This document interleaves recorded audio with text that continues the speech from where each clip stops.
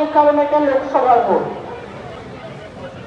আর ইদানিং হাওয়া চলছে সম্ভবত, মানে আমি দায়িত্বহীনভাবে কথা বলি না, দায়িত্ব নিয়ে কথা বলে বলে বলছি যে সম্ভবত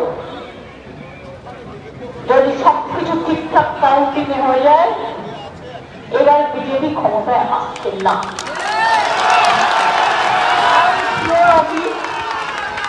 তার সবকিছুর একটা লক্ষণ দেখা উচিত।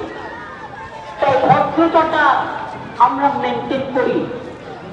দেশের মূল্যবৃদ্ধি আকাশ ছোঁয়া, নোটবন্দির নামে কালাধন আনবে বলে কাউকে দেয়নি, মিথ্যে কথা বলছি, বিনা পয়সায় রেশন দিচ্ছে, সব আমরা দিচ্ছি, একটা পয়সা দেয় না, জিএসটির নামে সব টাকা তুলে নিয়ে চলে যায়।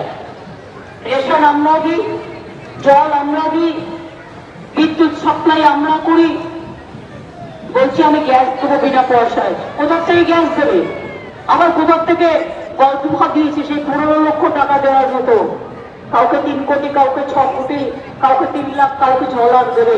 এত মিথ্যে কথা বলার ধরন আমি আগে কোন প্রধানমন্ত্রীর কাছ থেকে আশা করিনি বা শুনিনি। চেয়ারের একটা সাংবিধানিক রীতি আছে, চেয়ারের একটা দাম আছে, সেই চেয়ারটাকে কেউ কেয়ার না করে আবার দেখবেন প্রতিবার ইলেকশনের আগে ওই কোথাও না কোথাও গিয়ে বসে পড়ে আর 48 ঘন্টা পাবলিসিটি খায়। যেটা 48 ঘন্টা সব পাবলিসিটি বন্ধ, আজ সন্ধ্যে 6টা থেকে পরশুদিন ইলেকশন চলা পর্যন্ত। তাহলে আপনি ধ্যান করবেন, ধ্যান করুন গিয়ে না, কেউ তো বারণ করেনি। ক্যামেরার সাথে নিয়ে কেন? ক্যামেরার সাথে নিয়ে কেন? আর ক্যামেরায় দেখাবেন 5 মিনিট, বাদ বাকি তো আপনি বিশ্রাম আপনাকে নিতেই হবে, কিন্তু দেখাবেন 5 মিনিট, এমন দেখাবে ক্যামেরাগুলো। এরা তো বুঝতে পারছেন এরা হচ্ছে সবচেয়ে বড় দল। মানুষ বিপদে পড়লে খোঁজ নেয় না, লোকের কষ্ট হলে খোঁজ নেয় না, কিন্তু ইনকাম ট্যাক্স, সিডিআর, সিবিআই ভয়ে মিডিয়াগুলো পুরো পিডিয়া হয়ে গেছে, মানে বিজেপির দালাল হয়ে গেছে। আর কাউন্টিং এ প্রথমে দেখেই কেউ কিছু চিন্তা ভাবনা করবেন না। মনে রাখবেন একটা পার্লামেন্ট ইলেকশনে 7টা সিট থাকে, ওরা 4টে ইলেকশন কমিশন তো ওদের আন্ডারে। আমার 7টা পার্লামেন্ট অ্যাসেম্বলি করছে, একটা পার্লামেন্ট, যে 4টে ওরা জিতছে সেটা দেখাবে, কিন্তু যে 3টে আমি এমন ভোটে জিতছি সেটা দেখাবে না। 7টা পার্লামেন্ট অ্যাসেম্বলি কনস্টিটুয়েন্সি, একটা পার্লামেন্ট, কিন্তু যে 3টে আমি এমন ভোটে জিতছি সেটা দেখাবে না। মানে আমি আমার কথা বলছি না, আমাদের এখানে এটা হবে, অন্যান্য জায়গায় বলছি। কাজেই একদম ভরসা আস্থা রাখবেন,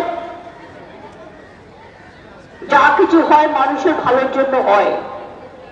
যাবার একটি কথাই বল, মোদি যাক দেশ থাক, মোদি যাক সংবিধান থাক, মোদি যাক গণতন্ত্র থাক, মোদি যাক ছেলে মেয়েদের চাকরি থাক, মোদি যাক জিনিসের দাম কমুক, মোদি যাক এনএসসি যাক, মোদি যাক কেয়া যাক, মোদি যাক ইউনিফর্ম সিভিল কোড যাক, মোদি যাক দাঙ্গা যাক, মোদি যাক শান্তি থাক, দেশ থাক, মানুষ থাক, সর্বধর্ম সমন্বয় থাক।